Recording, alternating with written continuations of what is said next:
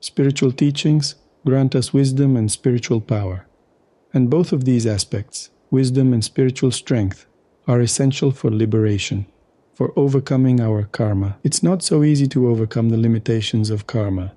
Karmic restrictions are in effect, and we must abandon any illusions or naive optimism about easily overcoming them. You cannot simply cleanse karma. Someone cannot just escape from samsara, the cycle of birth and death, and exit the laws of reincarnation without serious inner work. Simply adopting the Advaita view and thinking, I am Brahman, will not lead to liberation. We must rely both on wisdom and on method.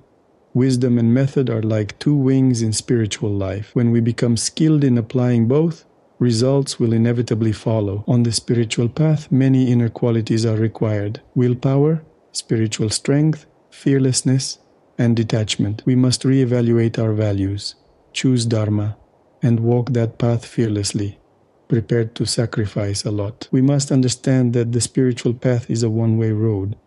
If we embark on the path and then turn back, that's regression, reverse evolution. On this path, we will need all our spiritual strength, discipline, and inner focus. Through this, we can endure the tests of this life, tests that will certainly come if you're on the spiritual path. If you have faith and spiritual strength, you will pass these trials with honor. And you shouldn't even doubt that these trials will come, because samsara, the trap of distorted meanings, the black hole of illusion, does not let go of anyone easily. These tests manifest differently for everyone. For example, someone tries to become a monk, and suddenly they're offered a prestigious job. A beautiful woman appears, and everything they ever dreamed of starts coming true. Right at the moment, they decide to renounce it all, and they begin to hesitate. Or you've been planning to go on retreat, and just then, everything in your business starts going so well that leaving seems impossible. Or the moment you commit to a retreat, your relatives suddenly become incredibly loving and emotionally attached, calling you and urging you to come visit, insisting it must be now. This is because changes occur in the subtle realms,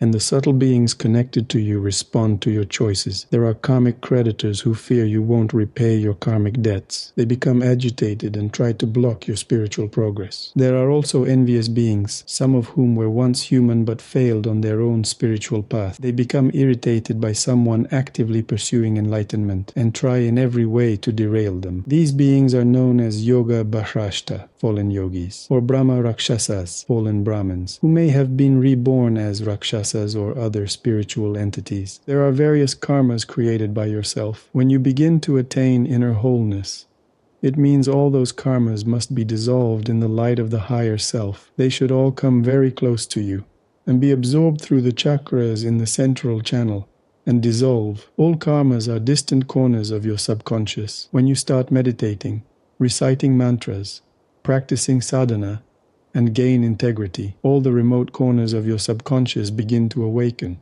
activate, and move toward you. They approach you because you become a source of light. They are drawn to you unconsciously, like moths to a flame, seeking to be dissolved in the light of the higher self.